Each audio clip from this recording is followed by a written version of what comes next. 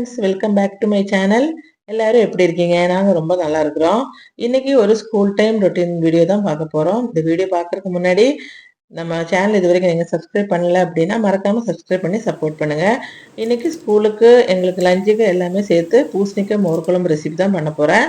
First பூசணிக்காய் வந்து cut பண்ணி பச்சை மிளகாய், மஞ்சத்தூள், உப்பு எல்லாம் சேர்த்து வேக வச்சிருங்க. இப்போ இந்த வெயில் டைம் ஆரம்பிச்சதுலேருந்து கொஞ்சம் 9 மணிக்குள்ள நம்ம கிச்சன் வேலை எல்லாம் முடிச்சோம் அப்படின்னா கொஞ்சம் ஃப்ரீயா இருக்கலாம். அதுக்கப்புறம் கிச்சன்ல ரொம்ப நேரம் நிக்க வேண்டியதில்ல. ஒரு சில ரெசிபி எல்லாம் நம்ம மத்தவங்ககிட்ட வந்து கேட்டு தெரிஞ்சுக்குவோம்.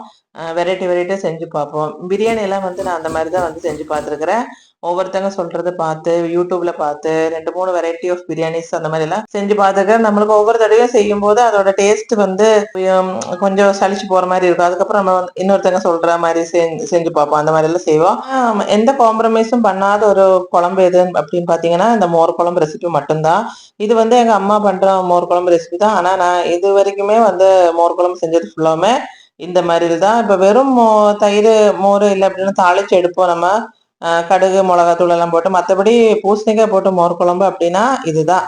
இது எப்போ எப்போ குழம்பு பண்ணாலும் இதே டைப் தான் குழம்பு பண்றது. இதுல தான் வந்து நம்ம அந்த காம்ப்ரமைஸும் பண்றது கிடையாது. நீங்க அந்த மாதிரி காம்ப்ரமைஸ் பண்ணாத ஒரு டிஷ், ஒரு ரெசிபி எதுன்னா மறக்காம கமெண்ட் பண்ணுங்க.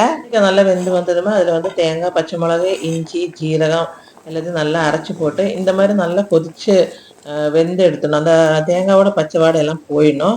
ஆனா நம்ம இப்ப தயிர், தேங்காய் எல்லாம் சேர்த்து அடிச்சு கூட போடுவாங்க ஒருத்தங்க. எனக்கு வந்து அப்போ நம்ம அந்த தேங்காயோட பச்சை வாடை வந்து போகாத மாதிரியே இருக்கும். அதனால இது பாருங்க, தேங்காய் கொதிச்சு அந்த கொதி எல்லாம் நின்னதுக்கு அப்புறம் நம்ம அடுப்பு ஆஃப் பண்ணிடணும் ஃபர்ஸ்ட். அதுக்கப்புறம் தான் அந்த தயிரை வந்து நல்லா உடைச்சு அடிச்சு ஊற்றி கலக்கி வைக்கிறது. அவ்வளோதான். இது வந்து இப்போ ஸ்டவ் ஆஃப்ல தான் இருக்குது.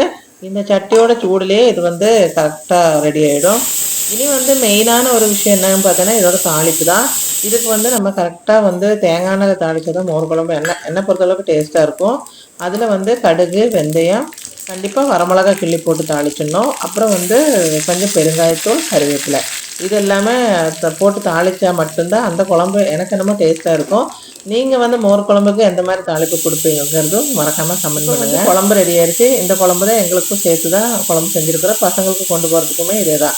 இப்போ இந்த தாளிச்சு கடைசியில் கொட்டும்போது அதில் கொஞ்சமாக மிளகாத்தூள் போட்டு கொட்டினீங்க அப்படின்னா அந்த கலர் கொஞ்சம் லைட்டாக சேஞ்சாக இருக்கும். அந்த மிளகாத்தூளோட ஒரு ஃப்ளேவருமே அதில் இருக்கும்.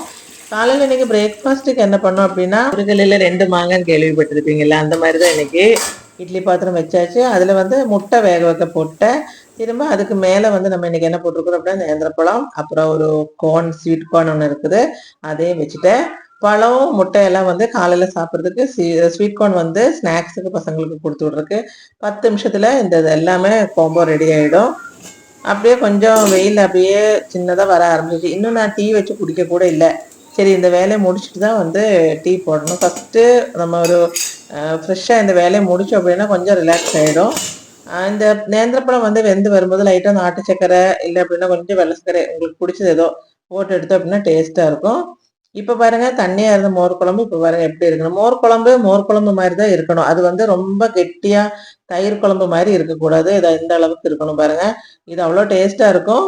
ஒவ்வொருத்தங்களுக்கும் ஒவ்வொரு டேஸ்ட். ஏன்னா என்னை பொறுத்தளவுக்கு இது வந்து டேஸ்டா தான் இருக்கும். அவ்வளோதான். இப்போ பழம் எல்லாம் வெந்தாச்சு. அதெல்லாம் எடுத்து போட்டாச்சு. ஸ்வீட் கார்னும் எடுத்து வச்சுட்டேன். இந்த காலையிலத்து உள்ள பிரேக்ஃபாஸ்ட் வேலை இதுலேயே வந்து பாருங்க 10 நிமிஷத்துல அதையும் முடிஞ்சிச்சு. இப்போ இந்த ஸ்வீட் கார்ன் வந்து சின்ன பையன் வந்து ஸ்வீட் கார்ன் எல்லாம் சாப்பிட மாட்டான். பெரியவனுக்கு மட்டும்தான். அப்போ எனக்கும் கொஞ்சம் எடுத்து வச்சிருவேன். ஃபர்ஸ்ட்டு இது எல்லாத்தையும் நல்லா உதுத்து விட்டதுக்கப்புறம் கொஞ்சமாக மிளகாத்தூள், அப்புறம் கொஞ்சம் உப்பு போட்டு நல்லா கலரி விட்டதுக்கப்புறம் லெமன் கொஞ்சம் நிறைய போட்டு பண்ணும்போது நம்ம இந்த சாப்பிடும்போது அப்படி வாயில் அப்படி தண்ணியாக வந்துடும். அது நல்லா இருக்கும். அது ஒரு ஃப்ளேவரு. ஒரு ஆளுக்கு இந்த ஸ்நாக்ஸ் பிடிக்கும் அப்படின்னா அடுத்த ஆளுக்கு நம்ம சத்துணவு மாவில் உருண்டை தான் பண்ணியிருந்தோம். இப்போ இந்த புளிஞ்சு எடுக்கிற இந்த லெமனோட தோல் எல்லாத்தையும் நான் வந்து ஸ்டோர் பண்ணி வச்சிருவேன். இப்போ தான் ஆரம்பிச்சிருக்கிறேன். இப்போ தானே லெமன் ஜூஸ் போட ஆரம்பிச்சிருக்கிறோம். அதனால எல்லாம் தோலையும் வந்து எடுத்து போட்டுவேன். இதை வந்து மல்டிபர்பஸ் யூஸ் தான். ஆனால் நான் வந்து சாப்பிட்றதுக்கு தான் யூஸ் பண்ணுவேன். என்ன பண்ணுவேன் அப்படின்னா இந்த லெமனோட இதில் வந்து உப்பு போட்டு ஸ்டோர் பண்ணி வச்சிருவேன். அப்புறம் கஞ்சிக்கு தொட்டுக்கிறதுக்கு அந்த மாதிரி எல்லாம் செய்வேன். பசங்களோட டிஃபன் பாக்ஸ் கட்டியாச்சு. இன்னைக்கு மோர் குழம்பு, அவரைக்காய் பொரியல் தான் பண்ணியிருந்தேன். அதெல்லாம் கட்டி முடிச்சதுக்கப்புறம் மெதுவாக வந்து டீ போட்டு குடிச்சிட்டேன். ஏன்னா டீ வந்து கையில் கொடுத்தாதான் எங்கள் வீட்டில் எந்திப்பாங்க, ஹஸ்பண்ட் எந்திப்பாங்க. லஞ்ச் பாக்ஸ் எல்லாம் கட்டி பெரிய பையன் கிளம்பிட்டான். அவன் வந்து சைக்கிள்லேயே ஸ்கூலுக்கு கிளம்பிடுவாங்க. இப்போ வந்து சின்னவனும் சாப்பிட உட்காந்துட்டான். அவனுக்கு வந்து மோர் குழம்பெல்லாம் ஊற்றி கலரி விட்டு எடுத்துட்டேன். குக்கிங் வேலை காலையிலே முடிஞ்சிச்சுன்னா நம்ம மற்ற வேலைகளை வந்து ஆரம்பிக்கலாம். இன்னைக்கு வந்து கொஞ்சம் உளுந்து பொடி பண்ணி வைக்கலாம் அப்படின்னா உளுந்து கஞ்சி போடுறதுக்கு. முதல்லலாம் இந்த மாதிரி உளுந்து பொடியெல்லாம் வந்து செய்ய மாட்டேன். நான் வீட்டில் செஞ்சு சாப்பிட்டதும் கிடையாது. இந்த போன் தேய்மானம் ஆனதுலேருந்து நம்ம இதெல்லாம் கொஞ்சம் பார்க்க ஆரம்பிச்சிட்டோம். கொஞ்சம் உளுந்து வந்து நிறைய சாப்பிட்றதுல சேர்க்க ஆரம்பிச்சிட்டேன். இது வந்து கருப்பு உளுந்தும் கொஞ்சமாக வெள்ளை உளுந்தும் எடுத்துருக்கிறோம். நல்லா கலர் மாறுற வரைக்கும் வறுத்து எடுத்துட்டோம். அதுக்கப்புறம் நல்லா நைஸாக பவுடர் பண்ணி ஸ்டோர் பண்ணி வச்சிடலாம். நம்ம வந்து ஒரு 2 ஸ்பூன் பொடி வந்து 2 கிளாஸ் இல்லாட்டி 1 கிளாஸ் தண்ணியில் போட்டு நல்லா கரைச்சி விட்டுட்டு அதுக்கப்புறம் கொதிக்க விட்டு எடுத்து நம்ம இனிப்புக்கு வந்து நாட்டு சர்க்கரை இல்லாட்டி உங்களுக்கு பிடிச்ச மாதிரி எதை வேணாலும் சேர்த்து சாப்பிட்டுக்கலாம். அது 1 கிளாஸ் குடித்தாலே நமக்கு வந்து உடம்பு தெம்பாக இருக்கும், பசிக்கவும் செய்யாது, கொஞ்சம் எனர்ஜியாக தான் இருக்கும். இப்போ அடிக்கிற வெயிலுக்கு நம்ம எல்லா வெஜிடபிள்ஸையும் வந்து கொஞ்சம் கொஞ்சமாக வாங்கி காய வைக்க ஆரம்பிச்சிட்டேன். ஃபர்ஸ்ட் வீட்டுக்கு தேவையான மிளகாத்தூள் மல்லித்தூள் ரெடி பண்ணி வச்சாச்சு. மிளகா மல்லி எல்லாம் கழுவி காய வச்சு பொடி பண்ணி எடுத்து வச்சுட்டோம். இப்போ வந்து கத்திரிக்காய் கொஞ்சம் இருந்துச்சு, இது அதையும் கட் பண்ணி போட்டு கொத்தவரங்காய் எல்லாத்தையும் போட்டு காய வச்சு எடுத்து வச்சுட்டு ஒரே நாள் வெயில் தான், 2 நாள்ல எல்லாம் இந்த மாதிரி நல்லா சூப்பராக. அது கூட கொஞ்சம் பச்சை மிளகா எல்லாம் இருந்துச்சு. இது எல்லாமே கொஞ்சம் நல்லா தண்ணியில கொதிக்க வச்சு எடுத்துக்குவேன். இது பாருங்க நல்ல டேஸ்டா இருக்குது, மொறுன்னு இருக்கு சாப்பிட்றதுக்கு.